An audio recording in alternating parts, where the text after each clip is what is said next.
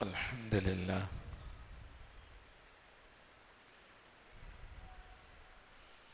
الحمد لله نحمده ونستعينه ونستغفره ونؤمن به ونتوكل عليه ونعوذ بالله من شرور أنفسنا ومن سيئات أعمالنا من يهده الله فلا مضل له ومن يضلله فلا هادي له ونشهد أن لا إله إلا الله ونشهد أن سيدنا ومولانا محمدا صلى الله عليه وسلم تسليما كثيرا كثيرا أما بعد فأعوذ بالله من الشيطان الرجيم بسم الله الرحمن الرحيم ومن آياته أن خلق لكم من أنفسكم أزواجا لتسكنوا إليها وجعل بينكم مودة ورحمة فقال النبي صلى الله عليه وسلم النكاح من سنتي أو كما قال عليه الصلاة والسلام رب اشرح لي صدري ويسر لي أمري واحلل عقدة من لساني يفقهوا قولي سبحانك لا علم لنا إلا ما علمتنا إنك أنت العليم الحكيم. கண்ணியத்திற்கும்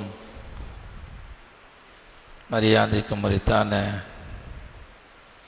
அல்லாஹுவின் நல்லடியார்களே, அல்லாஹு ஜல்ல ஷானஹு தஆலா மனித சமுதாயத்தை படைத்து அந்த மனிதர்களுக்கு வழிகாட்டியாக வாழ்வியல் நெறியாக இஸ்லாம் என்ற உயர்ந்த மார்க்கத்தை அல்லாஹ் வழங்கியிருக்கிறான். மனிதனுடைய பிறப்பு முதல் இறப்பு வரை, இறப்பு மட்டுமல்ல, இறந்ததற்கு பிறகுண்டான வாழ்க்கையும் அது சம்பந்தமான வழிகாட்டுதலையும் அல்லாஹு ஜல்ல ஷானஹு தஆலா குர்ஆனின் மூலமாக திருநபி ஸல்லல்லாஹு அலைஹி வஸல்லம் அவர்களுடைய வாழ்க்கை முறையின் மூலமாக அனைத்து விஷயங்களுக்கு உண்டான வழிகாட்டுதலை அல்லாஹு ஜல்ல ஷானஹு தஆலா வழங்கியிருக்கிறான். யார் தன்னுடைய வாழ்க்கையிலே குர்ஆனையும் அல்லாஹுவால் வழங்கப்பட்ட நபியினுடைய சுன்னத்தையும் வாழ்க்கையினுடைய ஒவ்வொரு பகுதிகளிலேயும் பின்பற்றி வாழ்வார்களோ அவர்களுடைய இம்மை வாழ்வும் சிறப்பாக இருக்கும், மறுமையினுடைய வாழ்வும் சிறப்பாக இருக்கும். அந்த வகையிலே சென்ற வாரம் மனித வாழ்வினுடைய முக்கியமான ஒரு விஷயம் திருமணம் என்பது. அந்த திருமணம் எப்படி இருக்க வேண்டும்? திருமணத்தினுடைய ஆரம்பம் முதல் இறுதி வரை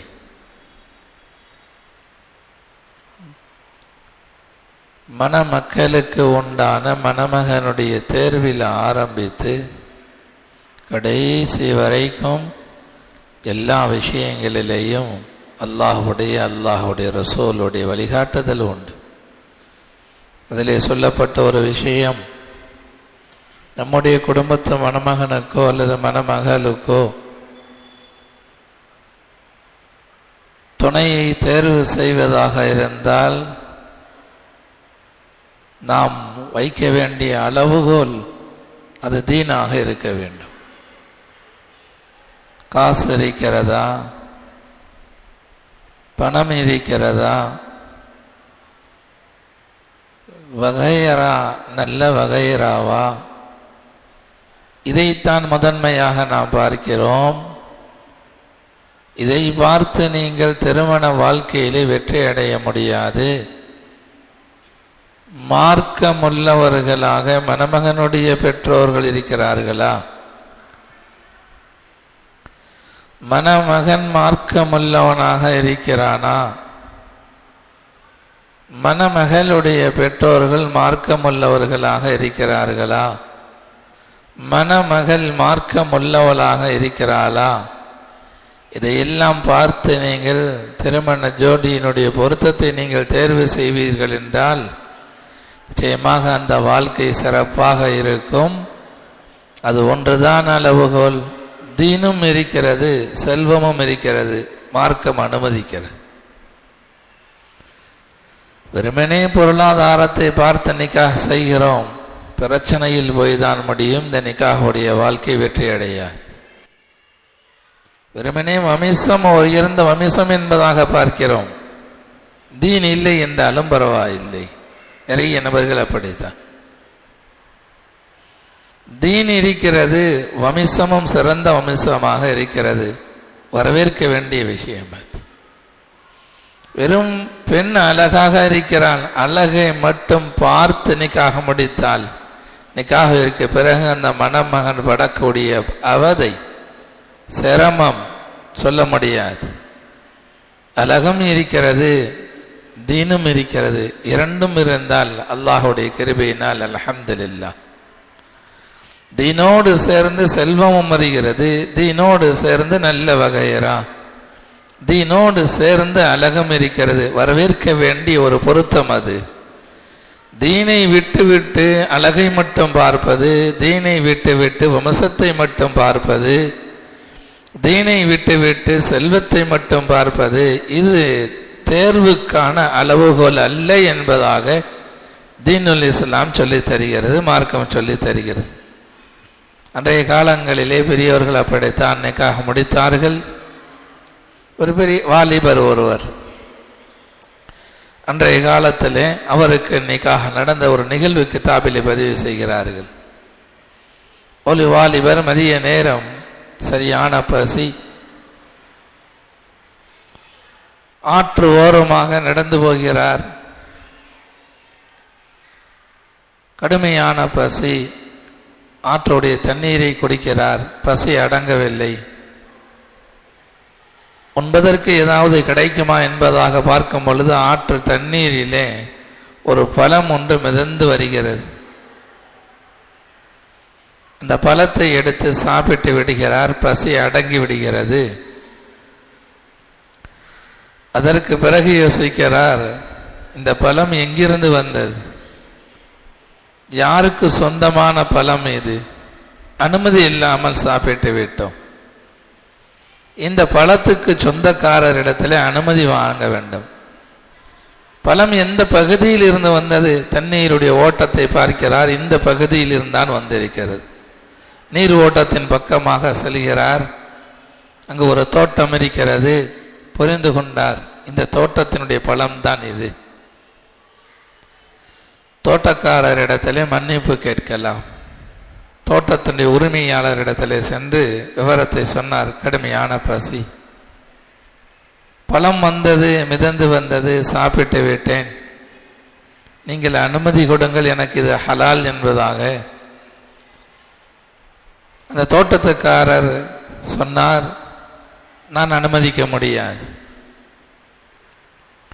இதற்கு நான் அனுமதி தர மாட்டேன்.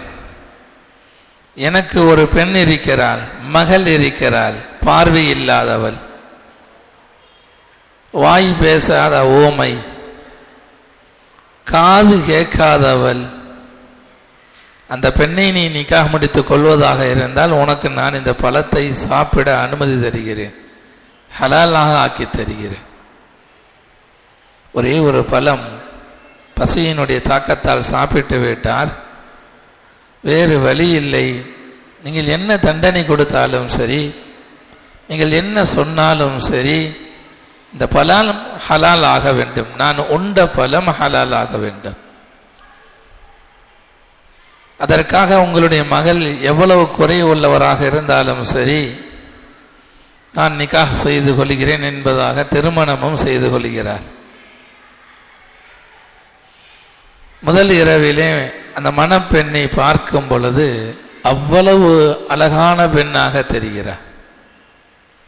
தந்தை சொன்ன வார்த்தை, தோட்டத்து முதலாளி சொன்ன வார்த்தை, அழகற்றவள், பார்வை இல்லாதவள், பேச சக்தி இல்லாத ஊமை, பேசினால் காது காக்காது செவிடு என்பதாக எல்லாம் சொன்னார். அத்தனையும் நேர்மாற்றமாக அழகான பெண், வாய் நன்கு பேசக்கூடியவர், கண் பார்வை நல்ல முறையிலே உள்ள ஒரு பெண்மணி அவள், காது கேட்கக்கூடியவள். தவறாக ஒரு பெண்ணை அனுப்பிவிட்டார்கள் என்பதாக அந்த மணமகன் பயந்து கொண்டு அந்த அறையிலிருந்து வெளியே வருகிறார்.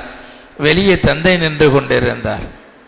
நீங்கள் சொன்னீர்கள் இப்படியெல்லாம் குறையுள்ள பெண் என்பதாக உங்களுடைய மகளை பற்றி, அழகில்லாதவள் என்பதாக சொன்னீர்கள். அந்த பெண் பேரழகியாக இருக்கிறார். வாய் பேசாதவர் என்பதாக சொன்னால் அழகான முறையிலே பேசுகிறார். காது கேட்காது என்பதாக சொன்னீர்கள், காது கேட்கிறது. தவறாக வேறொரு பெண்ணை நீங்கள் அனுப்பிவிட்டீர்களோ என்பதாக பயந்து வருகிறேன் என்பதாக சொன்ன பொழுது அந்த பெண்ணுடைய தந்தை சொன்ன வார்த்தை இதுதான், என்னுடைய அழகான மகளுக்கு ஒரு நல்ல இரையச்சமுள்ள மணமகன் வேண்டும். நீண்ட நாட்களாக தகுதியுள்ள ஒரு மணமகனை நான் யோசித்து கொண்டிருந்தேன்.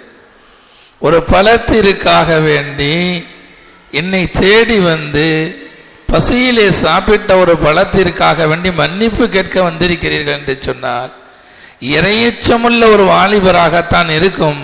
என்னுடைய பெண்ணுக்கு, என்னுடைய மகளுக்கு சிறந்த ஜோடியை அல்லாஹ் கொடுத்து விட்டான் என்பதாகத்தான் உங்களிடத்திலே நான் அப்படி ஒரு பரீட்சை செய்து என்னுடைய பிள்ளையை உங்களிடத்திலே ஒப்படைத்திருக்கிறேன். என்னுடைய பிள்ளை ஊமை அல்ல, குருடல்ல, செவிடல்ல, அழகற்றவள் அல்ல. என்னுடைய மகளுக்கு நல்ல இரையச்சமுள்ள மணமகன் தேவை, அல்லாஹ் கொடுத்து விட்டான் என்பதாக இரையச்சத்தை முன் வைத்து நிக்காஹ் செய்து வைக்கிறார்கள். அந்த வாலிபர் யாரு தெரியுமா? அந்த பெண்மணி யாரு தெரியுமா? முஹையீத்தீன் அப்துல் காதிர் ஜீலானி ரஹ்மத்துல்லாஹி அலைஹி அவர்களுடைய தாயும் தந்தையும் தான் அவர்கள்.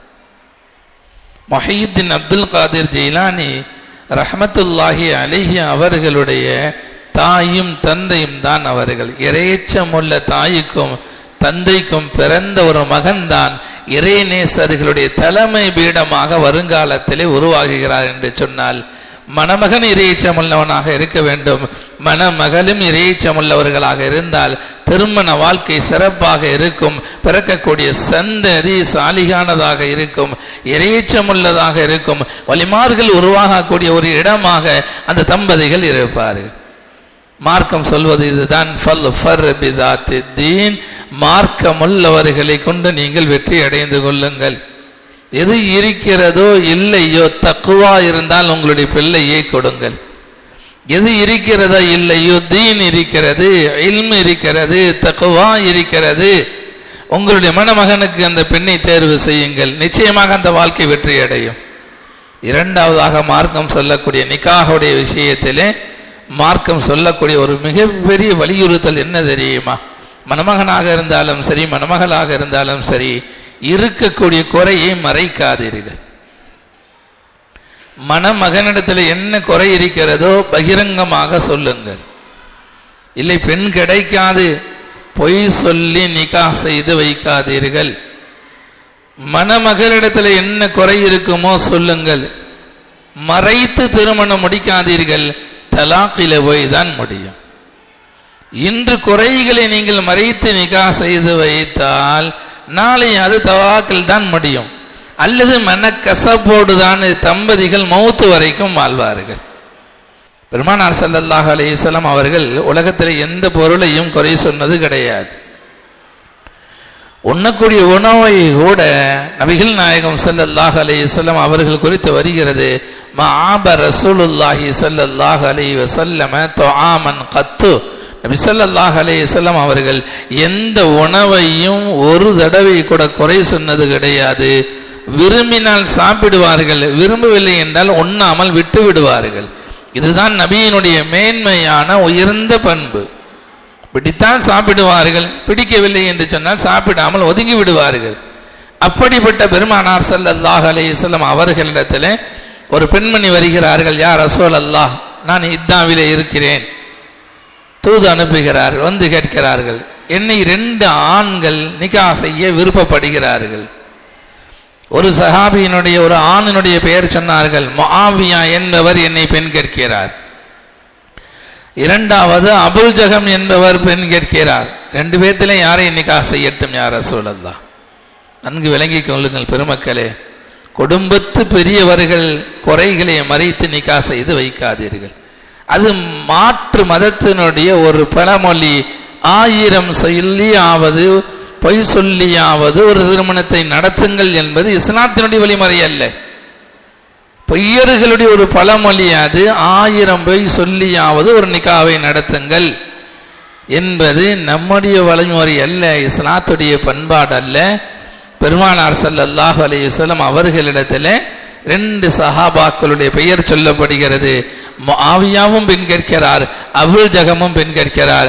யாரையும் முடித்துக் கொள்ளட்டும், நிகாஹ் முடித்துக் கொள்ளட்டும், கணவராக தேர்வு செய்யட்டும். பெருமானார் ஸல்லல்லாஹு அலைஹி வஸல்லம் அவர்களுடைய நடைமுறையை கவனியுங்கள். சொன்னார்கள், முஆவியா ரொம்ப ஏழையானவர், காசு பணமே அவரிடத்திலே கிடையாது. நிகா செய்தால் உனக்கு குடும்பம் நடத்துவதற்கு கூட பொருளாதாரம் இல்லாதவர், எனவே அவரையும் நிகா செய்ய வேண்டாம். ரசூலுல்லாஹி ஸல்லல்லாஹு அலைஹி வஸல்லம் அவர்கள் குறை பேசுகிறார்கள். எந்த இடத்திலாவது குறை பேசி இருக்கிறார்களா என்பதாக நபியினுடைய ஸல்லல்லாஹு அலைஹி வஸல்லம் அவர்களுடைய வரலாற்றை புரட்டி பாருங்கள். எங்கும் பெருமானார் ஸல்லல்லாஹு அலைஹி வஸல்லம் அவர்கள் பொய் பேசியது கிடையாது, குறை சொன்னது கிடையாது. இந்த இடத்திலே மனிதர்களுடைய குறையை சொல்கிறார்கள். முஆவியா ஒரு ஏழை, காசு பணமே அவரிடத்தில் கிடையாது. நிகா செய்தால் கூட உங்களுக்கு செலவுக்கு கொடுக்கக்கூடிய அளவுக்கு கூட சக்தி இல்லாதவர், அவரை நிகா செய்ய வேண்டாம். 2வதாக சொன்னார்கள், அபுல் ஜகம், இவரையும் நிகா செய்ய வேண்டாம். முரட்டு மனிதர் இவர், எடுத்ததற்கெல்லாம் கை ஓங்குவார். நாளை நிகா செய்ததற்கு பிறகு உங்களையும் அடிப்பார், கை ஓங்குவார். இவரும் வேண்டாம். ஃபன்கிஹி உஸாமா, உஸாமாவை நீங்கள் நிகா செய்து கொள்ளுங்கள். பெருமானார் ஸல்லல்லாஹு அலைஹி வஸல்லம் அவர்கள் திருமண விஷயத்திலே மணமகனாக தேர்வு செய்யட்டா, மணமகளாக தேர்வு செய்யட்டா என்கிற பொழுது உள்ளதை உள்ளதாக பெருமானார் ஸல்லல்லாஹு அலைஹி வஸல்லம் அவர்கள் சொல்லி காண்பிக்கிறார்கள். அதுபோன்று திருமணத்திலே எந்த குறையையும் மறைக்கக்கூடாது. ஒரு தடவை ஒரு சஹாபி வந்து சொன்னார்கள், யா ரசூலல்லாஹ், இன்னி தஸவ்வஜ்து இம்ரஅத்தம் மினல் அன்சார், அன்சாரி பெண்களிலே ஒரு பெண்ணை எனக்கு திருமணத்திற்காக வேண்டி பேசி முடிக்கப்பட்டிருக்கிறது. தகவலை சொல்கிறார்கள். ரசூலுல்லாஹி ஸல்லல்லாஹு அலைஹி வஸல்லம் அவர்களிடத்திலே வந்து, அன்சாரி பெண்களிலே ஒரு பெண்ணை எனக்கு திருமணம் செய்வதற்காக வேண்டி பேசி முடிக்கப்பட்டிருக்கிறது. பெருமானார் ஸல்லல்லாஹு அலைஹி வஸல்லம் அவர்கள் சொன்னார்கள், ஃபன்துரி இலைஹா ஃபஇன்ன ஃபீ அஅயுனில் அன்சாரி ஷைஅன், அந்த பெண்ணை நீங்கள் பார்த்து கொள்ளுங்கள், வாழப்போவது நீங்கள். மணமகனை பார்த்து சொன்னார்கள், அந்த பெண்ணை நீங்கள் பார்த்து கொள்ளுங்கள். அன்சாரி பெண்களுடைய கண்களிலே லேசான நிறத்தினால் ஒரு குறை உண்டு. அவர்களுடைய கண்கள் மற்ற மனிதர்களுடைய கண்களை போல அல்ல, ஒரு விதமான லேசான நிற ரீதியாக ஒரு குறை உண்டு. அதை பாருங்கள், பார்த்ததற்கு பிறகு பிடித்து கொண்டால் நிகா செய்து கொள்ளுங்கள். சின்ன குறையை கூட பெருமானார் ஸல்லல்லாஹு அலைஹி வஸல்லம் அவர்கள் மறைக்கவில்லை. நிறம், கண்ணிலே லேசான குறை, அந்த குறையை கூட சொன்னார்கள். இப்படி ஒரு குறை இருக்கிறது, அதை பார்த்து விட்டு நிகா செய்து கொள்ளுங்கள். மார்க்கத்திலே மணமகளை நிக்கா செய்வதாக இருந்தால் உறுதியாக நிக்கா செய்து கொள்ளலாம் என்கிற பொழுது அந்த மணமகளை பார்க்க மார்க்கம் அனுமதிக்கிறது. கவனியுங்கள் சட்டத்தை. போட்டோ எடுப்பதற்கு அனுமதி கிடையாது. மணமகளை திருமணம் முடிக்கக்கூடிய ஆண் நேரடியாக பார்க்கலாம். எங்கு பார்க்கலாம்? முகத்தை பார்க்கலாம். ஃபிக்ஹ் சட்டத்தில் எழுதுகிறார்கள், 2 முன் கைகளை பார்க்கலாம், பாதத்தை பார்க்கலாம். ஃபிக்ஹ் சட்டம், மார்க்க சட்ட நூட்களில் எழுதுகிறார்கள், இந்த பெண்ணை நிக்காஹ் முடிப்பது உறுதியாகிவிட்டால் அதற்கு பிறகு பெண்ணை பார்ப்பதற்கு அனுமதி உண்டு. யார் பார்க்க வேண்டும்? சில வீடுகளிலே கேள்விப்பட்டேன், அசிங்கமான விஷயம். மாப்பிள்ளையோட அத்தா போய் பார்த்து விட்டு வருகிறார். வாழப்போவது மணமகன், பெண்ணை பார்ப்பவர் மணமகனுடைய தந்தை. கேவலமான விஷயம் இது, ஹராமான விஷயம் இது, 100க்கு 100 ஹராம். இந்த பெண் இன்னும் ஹலால் ஆகவில்லை. யாருக்கு? மனம் செய்கிறாரே, திருமணம் முடிக்கிறாரே, அவருக்கு இன்னும் ஹலால் ஆகவில்லை. திருமணத்திற்கு பிறகு எந்த விரிசலும் வரக்கூடாது என்பதற்காக வேண்டி பெருமானார் ஸல்லல்லாஹு அலைஹி வஸல்லம் அவர்கள் யாருக்கு அனுமதி தருகிறார்கள்?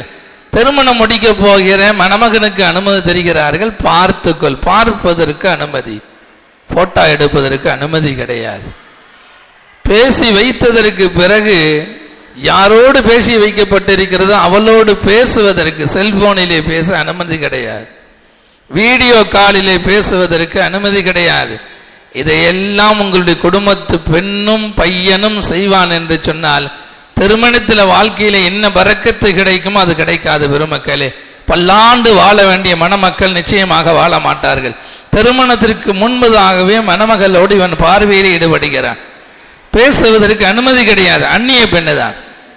இதுவரைக்கும் ஹுத்துபா ஓதி ஈஜா கபூல் சொல்லி கொடுக்கப்படவில்லையோ அது வரைக்கும் அந்த பெண் அந்நிய பெண். உறுதி பேசியதற்கு பிறகு ஒரு மணமகன் அந்த பெண்ணோடு பேசுவான் சொன்னால் எத்தனை தடவை பேசுவானோ? ஒரு ஹராமான அந்நிய பெண்ணோடு பேசுகிறான். ஒரு பெண் ஹராமான முறையிலே அந்நிய ஆணோடு, உறுதி பேசப்பட்ட பையனாக இருந்தாலும் சரி, இதெல்லாம் தவிர்க்கும்படியாக மார்க்கம் சொல்லும். திருமணத்தில் எந்த வகையிலும் பொய் பேச அனுமதி கிடையாது. குறைகளை மறைக்க அனுமதி கிடையாது. நிக்கா செய்யக்கூடிய வாலிபர்களுக்கு பெருமானார் ஸல்லல்லாஹு அலைஹி வஸல்லம் அவர்கள் சொல்வார்கள், எல்லா விஷயங்களிலும் நிய்யத்து அவசியம், அதுபோல திருமணத்திலேயும் நிய்யத்து அவசியம். என்ன நிய்யத்து? என்னை ஒழுக்கமுள்ளவனாக வாழ வைத்துக் கொள்வதற்காக வேண்டி நான் நிக்கா செய்கிறேன். என்னை கருப்பொழுக்கம் உள்ளவனாக வாழ வைத்துக் கொள்வதற்காக வேண்டி நான் நிக்கா செய்கிறேன் என்ற நிய்யத்திலே திருமணம் செய்ய வேண்டும் என்பதை பெருமானார் ஸல்லல்லாஹு அலைஹி வஸல்லம் அவர்கள் சொல்வார்கள். ஸலாஸத்துன் ஹக்குன் அலல்லாஹி அவ்னுஹும், 3 மனிதர்கள் இருக்கிறார்கள், அவர்களுக்கு உதவி செய்வது அல்லாஹுவின் மீது கடமை. அதிலே ஒரு மனிதனை பற்றி ரசூல் ஸல்லல்லாஹு அலைஹி வஸல்லம் அவர்கள் சொல்வார்கள், அன்னாகிஹுல் லதி யுரீதுல் அஃபா, இவர் நிக்காஹ் முடிப்பது ஒழுக்கத்தை முன்வைத்து நிக்காஹ் முடிக்கிறார். திருமணம் முடிக்கவில்லை என்று சொன்னால் ஹராம்களிலே ஈடுபடுவேன் என்று ஒழுக்கம் கெட்டுவிடும், எனவே நான் நிக்காஹ் செய்கிறேன் என்ற நிய்யத்திலே ஒரு மனிதன் திருமணம் செய்வார் என்று சொன்னால் இவருடைய திருமண வாழ்க்கையிலே உதவி செய்வது அல்லாஹுடைய கடமை என்பதாக பெருமானார் ஸல்லல்லாஹு அலைஹி வஸல்லம் அவர்கள் சொல்வார்கள். திருமணத்தை எவ்வளவு எளிதாக முடிக்க முடியுமோ அவ்வளவு எளிதாக முடியுங்கள், அதுதான் பரக்கத்தான திருமணம். இன்ன அஅலமன் நிகாஹி பரக்கத்தன் ஐஸருஹா மஊனத்தன். பல மாதங்களுக்கு முன்பில் இருந்து யோசிப்பது நிக்காஹ் அல்ல, மார்க்கம் சொல்லி தரக்கூடிய விஷயம் அல்ல. பல லட்சங்கள் செலவு செய்வது மார்க்கம் செய்யக்கூடிய சொல்லித்தரக்கூடிய நிக்காஹ் அல்ல. பல 100 மக்கள் இதற்காக வேண்டி உழைப்பு செய்வது இது மார்க்கம் சொல்லி தரக்கூடிய நிக்காஹ் அல்ல. நிக்காஹ் என்பது எளிதானது. நமக்கு என்ன பணம்? அல்லாஹு தஆலா சஹாபா பெருமக்களுக்கு செல்வத்தை கொடுத்திருந்தான். அப்துர் ரஹ்மான் இப்னு அவுஃப் ரலியல்லாஹு அன்ஹு அவர்கள் பெரிய செல்வந்தர், கோடீஸ்வரர். அவருடைய நிக்காஹ் நடந்ததற்கு பிறகுதான் பெருமானார் ஸல்லல்லாஹு அலைஹி வஸல்லம் அவர்களுக்கே தெரிய வருகிறது. ஃபஜ்ர் தொழுக வருகிறார்கள் அப்துர் ரஹ்மான் இப்னு அவுஃப் ரலியல்லாஹு அன்ஹு அவர்கள். அன்றைய காலத்திலே மதீனா சிறிய ஒரு ஊர், பல்லப்பட்டி போன்று கூட பெரிய ஊர் கிடையாது. வரலாற்று கிதாபுகள் எழுதுகிறார்கள் 8 தெருக்கள் தான் இருந்தது. ஒரு 8 தெருக்கள் கொண்ட கிராமம் தான் மதீனா என்பது. அந்த மதீனாவிலே நபி ஸல்லல்லாஹு அலைஹி வஸல்லம் அவர்களும் இருக்கிறார்கள். வாழ்க்கையினுடைய முக்கியமான நிகழ்வு நிக்காஹ் என்கிற பொழுது ஒரு செல்வந்த சஹாபி நிக்காஹ் முடிக்கிறார். பெருமானார் அவர்களுக்கு கூட சொல்லவில்லை. நாம் யாரையோ பெரியவர்களாக நினைத்து எங்கெங்கிருந்தோ நம்முடைய திருமண வீட்டிற்கு அழைத்து வந்து அவர்களை எல்லாம் துஆ செய்து, நபி ஸல்லல்லாஹு அலைஹி வஸல்லம் அவர்களுடைய துஆவை விட யாருடைய துஆவும் உயர்ந்ததாக ஆக முடியாது. யாரோ வந்தார்கள், வந்த இடத்துல துஆ ஓத விட்டோம், அது வேறு. இதுக்காக வேண்டி பல்லாயிரங்களை செலவு செய்து அந்த தங்கள் வந்தால், அந்த ஷேக் வந்தால், அந்த ஆலிம் வந்தால், இவர் வந்தால், இது எதுவுமே நபியினுடைய வழிமுறைகளிலே கிடையாது. எளிமையாக எவ்வளவு தூரம் நிக்காஹ் செய்வோமோ அவ்வளவு தூரம் அல்லாஹுடைய ரசூலுடைய பரக்கத்து வரும். அதற்கு மாற்றமாக எவ்வளவு சிரமங்களை மேற்கொண்டு நிக்காஹ் செய்வோமோ யார் வந்து துஆ செய்தாலும் பரக்கத்தை தர முடியாது. நபியினுடைய வழிக்கு மாற்றமாக, அல்லாஹுடைய வழிக்கு மாற்றமாக, வழிமுறைக்கு மாற்றமாக நீங்கள் எத்தனை 100 ஆலிம்களை கொண்டு வந்து துஆ செய்யுங்கள், நபி வழிக்கும் அல்லாஹுடைய வழிமுறைக்கும் மாற்றமாக இருக்கும் என்று சொன்னால் இந்த உலமாக்களால் அல்லாஹுடைய பரக்கத்தை வாங்கி தர முடியாது. இந்த ஷேக்மார்களால் அல்லாஹுடைய பரக்கத்தை வாங்கி தர முடியாது. எளிமையாக நடத்துங்கள். எதிர்பாராமல் ஒரு ஆலிம் வந்தார், அவரை துஆ செய்ய ஓதுங்கள். எதிர்பாராமல் ஒரு ஷேக் வந்தார், அல்லாஹுடைய கிருபையினால் ஓத விடுங்கள். எங்கிருந்தோ அழைத்து வந்து நம்முடைய வீட்டுடைய நிக்காஹை முடிப்பது பெருமானார் ஸல்லல்லாஹு அலைஹி வஸல்லம் அவர்கள் சொன்ன வார்த்தைக்கு மாற்றம். அந்த நிக்காஹ்விலே அவ்வளவு வரக்கத்து வராது. காசு பணம் மட்டுமல்ல, உடல் உழைப்பு எந்த நிக்காஹ்விலே குறைவாக இருக்குமோ, செலவுகள் எந்த நிக்காஹ்விலே குறைவாக இருக்குமோ அந்த நிக்காஹ் தான் பரக்கத்தானது என்பதாக பெருமானார் ஸல்லல்லாஹு அலைஹி வஸல்லம் அவர்கள் சொன்னது. அந்த சஹாபாக்கள் வாழ்ந்து காண்பித்தார்கள். நபிக்கு கூட அழைப்பு கொடுக்கவில்லை என்கிற பொழுது நபியை விட இந்த உலகத்தில் யார் சிறந்தவராக இருக்க முடியும்? துஆவிற்காக வேண்டி நாம் அழைக்கிறோம் என்று சொன்னால் பெருமானார் அவர்களுடைய துஆவுக்கு கூட நிக்காஹுடைய மஜ்லிஸிலே அந்த 8 தெருவு உள்ள ஒரு மதீனாவிலே அப்துர் ரஹ்மான் இப்னு அவுஃப் ரலியல்லாஹு அன்ஹு அவர்கள் அழைக்கவில்லை என்று சொன்னால் நிக்காஹ் என்பது எளிமையானது. பெருமக்களே, அதை நாம் சிரமமானதாக ஆக்கி கொண்டதன் காரணமாக பல லட்சங்களை கடன் வாங்கித்தான் நிக்காஹ் முடிக்க வேண்டும் என்ற நிலைக்கு தள்ளப்பட்டிருக்கிறோம். நிக்காஹை முடித்ததற்கு பிறகு வாழ்நாள் கடனாளியாக வாழ வேண்டும் என்ற நிலைக்கு நாம் தள்ளப்பட்டிருக்கிறோம் என்று சொன்னால் திருமணத்தை தவறாக புரிந்து கொண்டோம். திருமணம் பல லட்சங்கள் செலவு செய்யப்படக்கூடியதல்ல. திருமணத்தினுடைய செலவு ஒன்று தான். 1 மகர், 2வது வலிமா. திருமணத்துடைய செலவு என்பது 2மே மணமகன் வீட்டாக சார்ந்தது தான். மணப்பெண்ணுடைய வீட்டுக்கு எந்த செலவும் கிடையாது. 1 மணமகன் மகர் போட வேண்டும், 2வது வலிமா. அந்த வலிமா எவ்வளவு லேசாக இருக்க வேண்டும் தெரியுமா? கோடீஸ்வரரான அப்துர் ரஹ்மான் இப்னு அவுஃப் ரலியல்லாஹு அன்ஹு அவர்களை பார்த்து சொன்னார்கள், யா அப்துர் ரஹ்மான் அவுலிம் வலவ் பிஷாத்தின். பல்லாயிரம் ஆடுகளுக்கு சொந்தமான அப்துர் ரஹ்மான் இப்னு அவுஃப் ரலியல்லாஹு அன்ஹு அவர்களை பார்த்து பெருமானார் ஸல்லல்லாஹு அலைஹி வஸல்லம் அவர்கள் சொன்னாங்க, 1 ஆடு அறுத்து கொடுங்கள், 1 ஆடாவது அறுத்து வலிமா கொடுங்கள். பல 1000 ஆடுகளை அறுக்க சக்தியுள்ளவர் அப்துர் ரஹ்மான் இப்னு அவுஃப் ரலியல்லாஹு அன்ஹு அவர்கள். அவர்களை பார்த்து சொன்னார்கள், 1 ஆடு அறுத்தாவது, லேசான விருந்து கொடுத்தாவது வலிமாவை கொடுங்கள். வலிமா என்பது சுன்னத்தான ஒரு விருந்து என்பதை பெருமானார் ஸல்லல்லாஹு அலைஹி வஸல்லம் அவர்கள் அந்த சஹாபாக்களுக்கு புரிய வைத்தார்கள். எல்லா விஷயங்களிலேயும் வாழ்க்கையிலே வெற்றி வேண்டும் என்று சொன்னால் நபி என்ன சொல்லி இருக்கிறார்கள், அல்லாஹ் என்ன சொல்லி இருக்கிறான் என்பதை அலசி ஆராய்ந்து அறிந்து விளங்கி அதை நம்முடைய குடும்பத்திலே செயல்படுத்துவோம் என்று சொன்னால் மட்டும்தான் அந்த விஷயங்கள் வெற்றி அடையும். அல்லாஹ் விளங்குவதற்கு தௌஃபீக் செய்ய வேண்டும். விளங்கியதோடு மட்டுமல்லாமல் அதை நம்முடைய வாழ்க்கையிலே அமல்படுத்துவதற்குண்டான நல்ல பாக்கியத்தை அல்லாஹு ஜல்ல ஷானஹு தஆலா நம் அனைவருக்கும் தந்தல் புரிவானாக. வ ஆகிர் தஅவானா